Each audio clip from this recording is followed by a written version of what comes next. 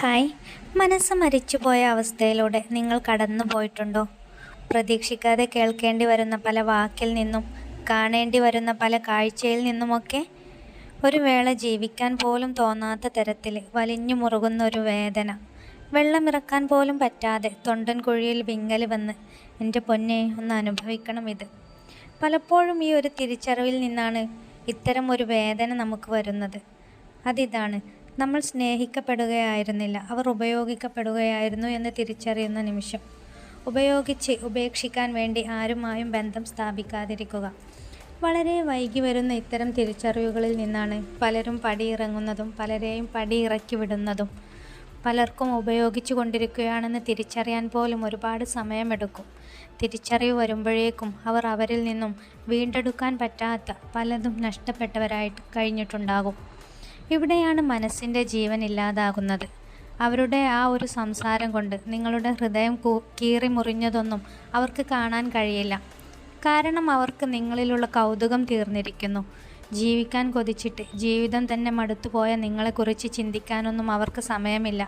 മനസ്സു മരിച്ചിട്ടും എന്തിനെന്നോ എങ്ങോട്ടെന്നോ അറിയാതെ ജീവിക്കുന്ന നിങ്ങൾ, വാക്കുകൾ മൗനമായി കണ്ണീർ വറ്റി വരേണ്ട നിങ്ങൾ, 4 ചുമരുകൾക്കുള്ളിൽ ദിനമെണ്ണി കഴിയുന്ന നിങ്ങൾ, അത്രമേൽ അവരാൽ ദ്രോഹിക്കപ്പെട്ട് വേദനിക്കപ്പെട്ട് വേദന തിന്നെരിഞ്ഞടങ്ങി കഴിയേണ്ടതില്ല. ഇനിയും സമയം വൈകിയിട്ടില്ല. മറ്റൊരാൾ ജീവിതം അടുത്തൊന്ന് കരുതി അതാണ് നിങ്ങളുടെ അവസാനത്തെ അധ്യായം എന്നാണോ വിചാരിച്ചു വെച്ചിരിക്കുന്നത്?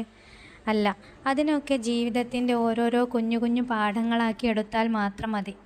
തെറ്റ് പറ്റാത്തവരായി ആരുമില്ലല്ലോ. ഓരോ അനുഭവങ്ങളും വീണ്ടും വീണ്ടും ആവർത്തിക്കാതിരിക്കാൻ ഒരു ബുദ്ധിമാൻ ശ്രമിക്കേണ്ടത്. വീണ കുഴിയിലേക്ക് വീണ്ടും വീണ്ടും വീഴാതിരിക്കാൻ കയ്യിലൊരു ഊന്നുവടി പോലെ ഓർമ്മകളെ കൊണ്ട് നടക്കുക. ഒരിടത്തു നിന്നും തലനാരിഴയ്ക്ക് രക്ഷപ്പെട്ട് മറ്റൊരിടത്തേക്ക് അതിലും വലിയ അപകടത്തിൽ ചെന്ന് ചാടരുത്. മുൻകരുതൽ വേണം എപ്പോഴും. മനസ്സിലാക്കേണ്ട സമയത്ത് മനസ്സിലാക്കിയവരും ചേർത്ത് പിടിച്ചവരുമുണ്ടെങ്കിൽ അവരെ വിട്ട് കളയാതിരിക്കുക. എല്ലാറ്റിലും ഒരു ലിമിറ്റ് വെക്കുക. സ്നേഹിക്കുന്നതും വിശ്വസിക്കുന്നതിനുമൊക്കെ, കൂടെ നിർത്തുന്നതിനും വിട്ടുകളയുന്നതിനുമെല്ലാം ലിമിറ്റ് വെക്കുക. പിന്നീട് നെഞ്ചു പൊട്ടുന്ന വേദന, ശ്വാസം നിലക്കുന്ന അവസ്ഥ ഇല്ലാതാക്കാൻ അതാണ് ഏറ്റവും നല്ലത്.